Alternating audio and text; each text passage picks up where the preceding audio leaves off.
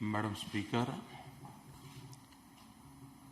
Mrs. Shantibai Hanumanji, Prime Minister Shri Anirudh Jagannath ji, Leader of the Opposition Paul Beranje, members of the Assembly, greetings on the Independence Day of Mauritius. It is always a great honor to speak to a National Assembly, but it is truly special to do so in the Assembly of a people with which we share the deepest bonds of history and culture, and of a nation that we are proud to call a friend and a partner. To be here with you in this assembly on your National Day is a blessed moment for me. On Independence Day, we not only celebrate liberty, but also remember the struggle and sacrifices that gave birth to freedom. Today is also a special day in the history of India's freedom struggle. On this day, in 1930, Mahatma Gandhi began his Dandi March, and India took a great step forward to independence. Your National Day honors Mahatma Gandhi, and it forms a deep bond of emotion between our two countries. Today, I also pay homage to Sir Shiv Sagar Ramgulam for leading Mauritius to freedom and for his vision and leadership in building our partnership. I stand here today not just in celebration of our relationship, but also in admiration of your achievements.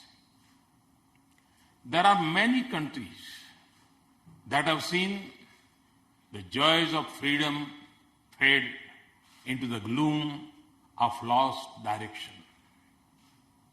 In Mauritius, though, the hopes and promises of independence have become brighter by the passing day.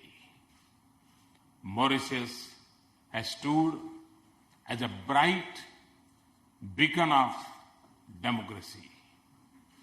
This is a nation of a little over 1 million people of huge diversity living in great harmony. It is a nation that has lived up to the words of its national anthem, "One nation, one people, in peace, justice and liberty." It is a nation moving firmly on the path of prosperity. I have always admired how Mauritius has made smart choices and encouraged hard work and enterprise. It has gone from an agricultural economy to a middle income and diversified economy, tapping the opportunities in textile and tourism, and now to offshore finance and information technology. Generations ago, people from India charted an unknown course to an uncertain new life in an unfamiliar world.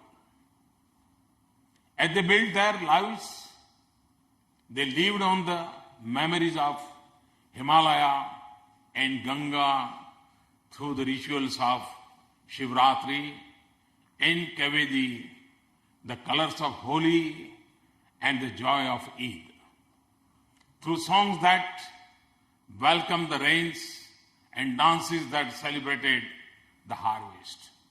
Today, they are proud citizens of Mauritius, thriving in the dynamism of their country, contributes to its success. The island pulsates with the beauty of the preserved beliefs and culture. Yet, they blend easily into a way of life that has been formed by the winds and waves from different parts of the world. This morning, I went to Ganga Talab. I felt a personal connection that comes from the banks of Ganga in my parliamentary constituency, Banaras. And I understood the powerful links of heart that have endured time and distance in this magnificent land. Today, these links from the firmest foundation of our relationship. They have created goodwill and warmth rarely seen in international relations. They have built an unbreakable chain of trust between us. Today, we are equally proud to have a relationship that speaks of the needs of our time. We relate to each other from the comfort of our shared democratic values. We are partners in our economic progress. We shoulder our shared responsibility to advance security in the Indian Ocean. We speak in one voice in the cause of developing world and the future of our planet. I see Mauritius as a leader in the Indian Ocean community and as a bridge to Africa. Your leadership is helping promote Hindi in the world. India thanks you for hosting the World Hindi Secretariat. Madam Speaker, this is the wealth of our inheritance. This is the richness of our partnership. Last year, we had democratic transition in both countries. There are two things that are similar to both. After a long time, a single party won absolute majority in both countries. And in both parliaments, it's very interesting. In both parliaments, I have the honor to say, Madam Speakers.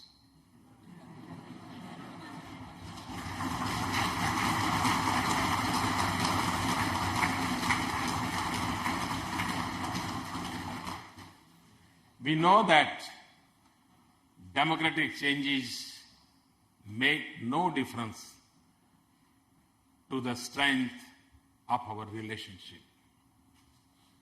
What we now have, though in both nations, is a stable platform to speed up economic development. Over the last 9 months, we in India have moved with a clear vision of inclusive development. We have acted with speed, resolve, innovation, and boldness to increase economic growth, reform for our economy, and transform the lives of our people and create opportunities for the most excluded youth, the remotest farmer, and the farthest villages. I am confident that under Prime Minister Jagannath, development in Mauritius will become more impressive. And I can assure you that, as always, we will be with you in support of your efforts and in joy for your success. Yesterday, I told Prime Minister Jagannath that we understand the importance of the offshore banking sector for your economy. We are conscious of its dependence on India.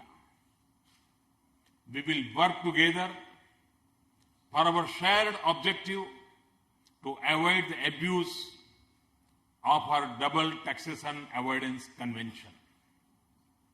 I thank you for your support, but I also assure you that we will do nothing to harm this vibrant sector of one of our closest strategic partners.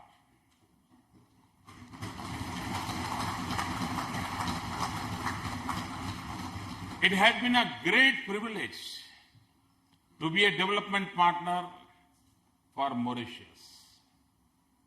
We will always be ready to do more in accordance with your wishes.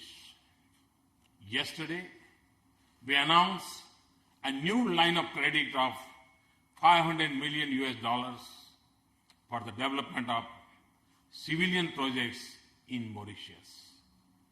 Prime Minister Vajpayee had supported the construction of the first cyber city in Mauritius in 2003.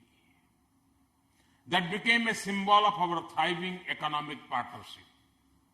I am pleased to announce our support for a second cyber city in Mauritius.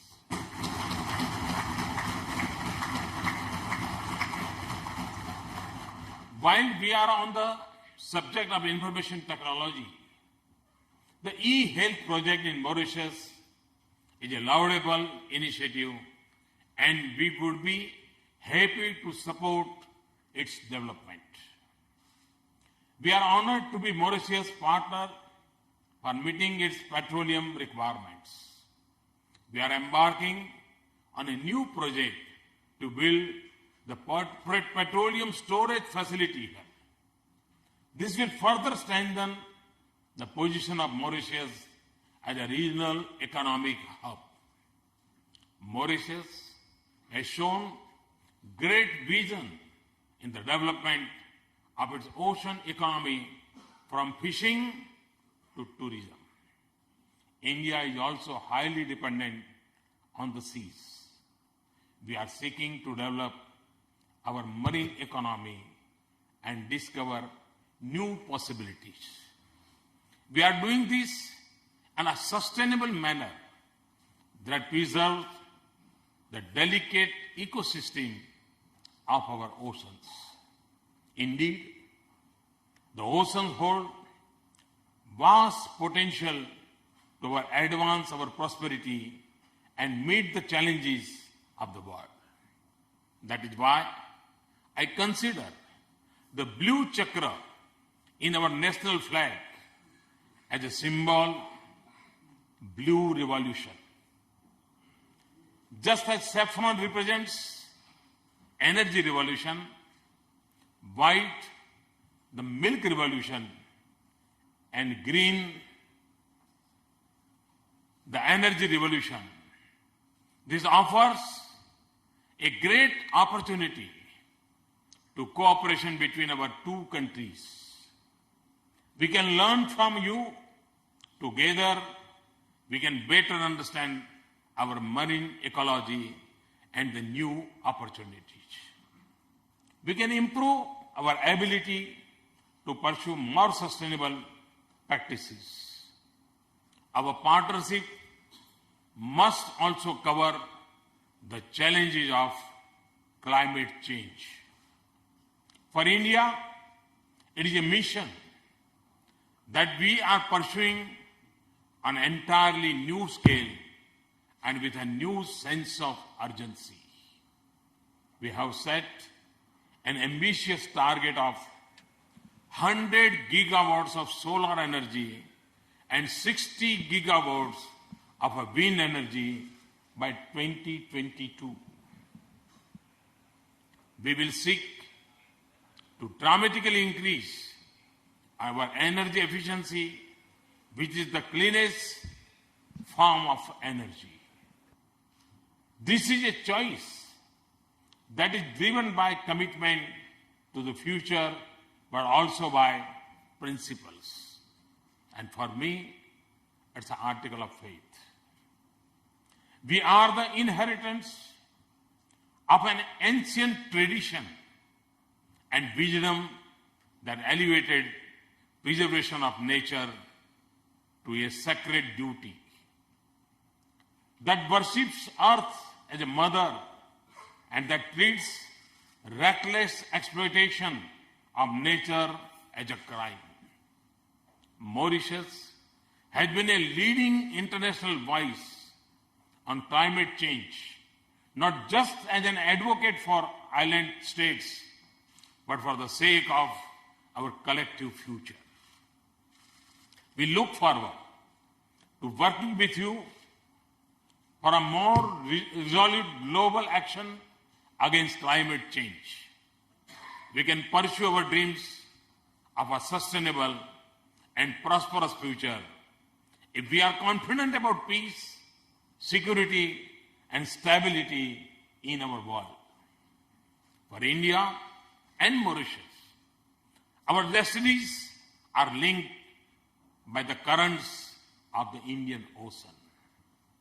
Our security partnership has been a strong pillar of our relationship, and it has stood the test of time.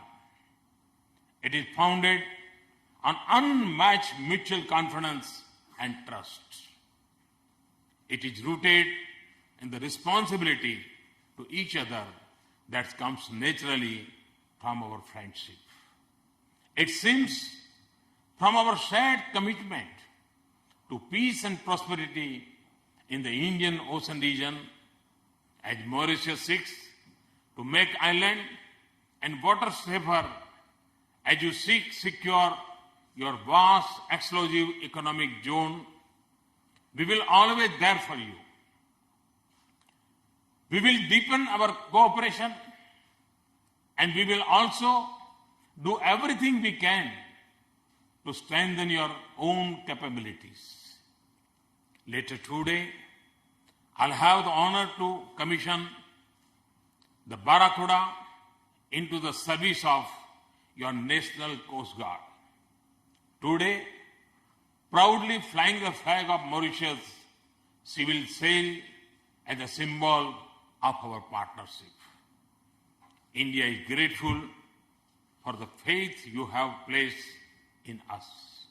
And as Mauritius assumes greater responsibility for securing this part of the Indian Ocean, we know that our region will be a safer place. But we share a broader vision for lasting stability and prosperity in the region. We believe that all nations in our region should come together to shoulder our shared responsibility. We seek a comprehensive partnership of a closer security, economic, cultural, scientific, and people-to-people ties in our region. That is why we are grateful that Mauritius hosts the Indian Ocean Rim Association. Your leadership will remain important to realize our vision. Your steadfast support in global institutions gives us more strength to speak on our common interests. Now, as the United Nations reaches its 17th year at a time of great turmoil, we seek your support to reform this institution to make it more relevant to the need of our age. I want to thank Mauritius for the strong support for United Nations resolution declaring June 21st as the International Day of Yoga. This resolution was passed by a record co-sponsorship in a record time frame. This is a tribute to our shared heritage. I know you will celebrate it with fervor in Mauritius. Madam Speaker, in the life of a nation, as in the life of an individual, there is nothing more precious and satisfying than a true friend and a well-wisher. Nothing more comforting than his embrace, nothing more valuable than his trust, nothing more reassuring than his support, nothing more enriching than his partnership. So, we are blessed to have your friendship. And I always say that if there is a one country that has full claims on us, it is Mauritius.